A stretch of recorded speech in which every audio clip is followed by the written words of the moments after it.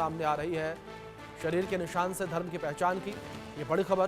पहलगाम हमले को लेकर प्रशिक्षित आतंकियों ने इन हमलावरों को ट्रेनिंग दी थी। पहलगाम हमले पर सबसे बड़ा खुलासा हुआ है। ये आतंकियों का मकसद सांप्रदायिक हिंसा फैलाने का था और शरीर के निशान से धर्म की पहचान की है। पाकिस्तान से सीधे संपर्क में ये हमलावर थे। प्रशिक्षित आतंकियों ने इन्हें ट्रेनिंग दी थी। पहलगाम हमले पर सबसे बड़ा खुलासा यह हुआ।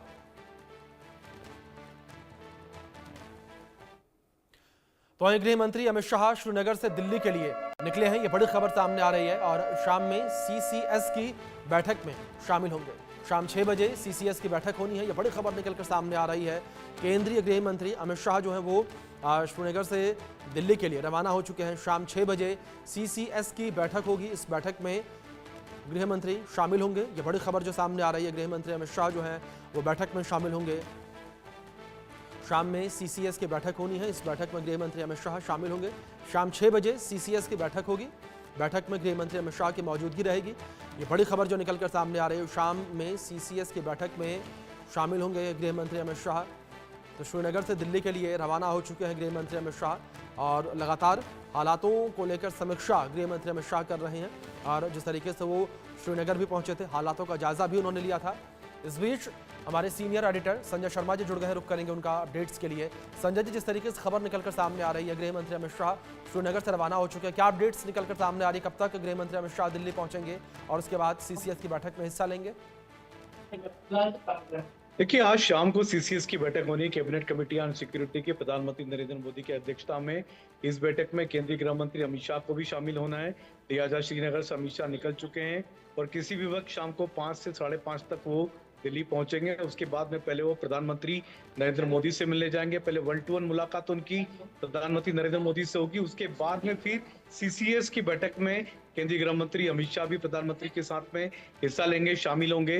तो सीसीएस की बैठक में केंद्रीय गृह मंत्री अमित शाह, विदेश मंत्री एस जयशंकर, रक्षा मंत्री राजनाथ सिंह, वित्त मंत्री निर्मला सीतारमण, राष्ट्रीय सुरक्षा सलाहकार अजीत डोभाल और साथ ही साथ तीनों डिफेंस के तीनों सेनाओं के प्रमुख सीडीएस जनरल अनिल चौहान भी बैठक में शामिल होंगे। तो आज शाम को इस बैठक को काफी महत्वपूर्ण माना जा रहा है, क्योंकि ये कहा जा रहा है कि इसी बैठक के बाद में क्या एक्शन होगा, किस तरीके का एक्शन होगा, कार्रवाई क्या होगी, किस तरीके की कार्रवाई हो सकती है, इस पर पूरी स्ट्रेटजी तैयार होगी और उसको अंजाम दिया जाएगा। ये कोई नहीं जानता, इस बात को सार्वजनिक कभी नहीं किया जाता, ना किया जाएगा। तो ये इस बात को देखना होगा कि आगे की क्या रणनीति बनती है, तैयार होती है और उसकी सारी रणनीतिक चर्चाएं इस सीसीएस की बैठक में हो सकती है। जी संजय जी, दूसरी ओर अगर बात श्रीनगर को लेकर करें, घटनास्थल को लेकर करें, तो गृह मंत्री अमित शाह ने घटनास्थल का जायजा लिया और दूसरी ओर श्रीनगर में एक बड़ी बैठक भी की गई थी, हाई लेवल की मीटिंग हुई थी। इस मीटिंग को लेकर बात की जाए तो क्या जानकारियां इस मीटिंग को लेकर?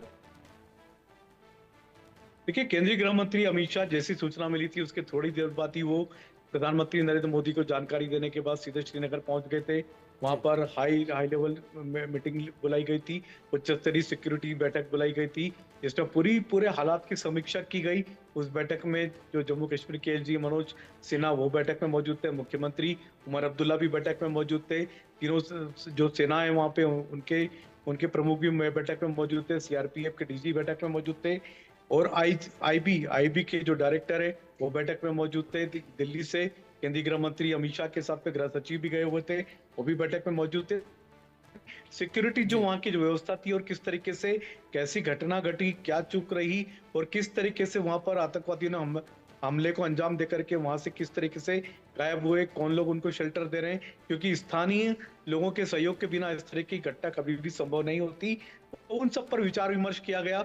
उसके बाद में छानबीन शुरू हो चुकी है आतंकवादियों की, उनके बारे में अब जानकारियां भी हाथ लगी। ये भी कहा जा रहा है कि इनमें 2 स्थानीय नागरिकों का इन्वॉल्वमेंट था और साथ ही साथ 2 पाकिस्तानी आतंकवादियों के नाम सामने आ रहे हैं और पाकिस्तान से बड़े आतंकवादी संगठन लश्कर-ए-तोयबा का नाम सामने आ रहा है कि उसका इन्वॉल्वमेंट था इस घटना में और इस घटना को अंजाम देने के लिए कई दिनों पहले से तैयारियां की चल रही थी और उसके बाद में पूरी तैयारी को अंजाम देने के बाद में सेना की यूनिफॉर्म में आतंकवादियों ने इस घटना को अंजाम दिया। तो कई सारी चर्चा इस बैठकों में हुई है और वहां पर चूक क्यों हुई और चूक होने के बाद में अब क्या क्या एक्शन किया जा रहा है। पूरी तरह से वहां पर सिक्योरिटी फोर्सेस एक्शन मोड में छानबीन शुरू हो चुकी है और सीधे वायु मार्ग से यानी कि हेलीकॉप्टरों से भी छानबीन की जा रही है, जमीन पे भी छानबीन शुरू हो चुकी है, स्थानीय लेवल पे भी छानबीन शुरू हो चुकी है।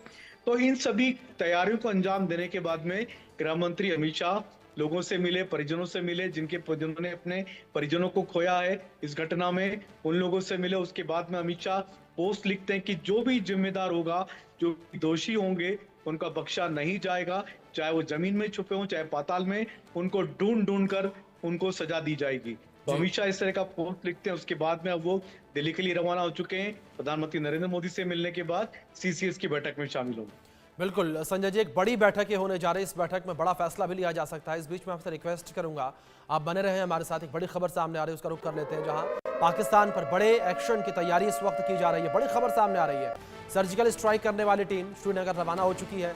ये बड़ी खबर निकलकर सामने आ रही है। उरी अटैक के बाद इसी टीम ने सर्जिकल स्ट्राइक की थी। ये बड़ी खबर जो सामने आ रही है, शाम 6 बजे सीसीएस की बैठक में बड़ा फैसला होगा। पीएम मोदी पाकिस्तान पर एक्शन का फाइनल फैसला लेंगे। ये बड़ी खबर जो निकलकर सामने आ रही है, सर्जिकल स्ट्राइक करने वाली टीम जो है वो श्रीनगर के लिए रवाना हो चुकी है। हमारे सीनियर एडिटर संजय शर्मा जी लगातार बने हैं। संजय जी, जिस तरीके से बड़ी खबर निकलकर सामने आ रही है, सर्जिकल स्ट्राइक करने वाली टीम श्रीनगर के लिए रवाना हो चुकी है, क्या अपडेट्स इस खबर को लेकर? देखिए कि स्पेशल हमने देखा था कि स्पेशल फोर्स गठित की गई थी जो इस तरीके की स्ट्राइक को अंजाम देती है। जिस तरह से जी पुलवामा के बाद में सर्जिकल स्ट्राइक को अंजाम दिया गया था, तो उस स्पेशल फोर्स को डिप्लॉय किया जा रहा है, दिल्ली से श्रीनगर भेज दिया गया है।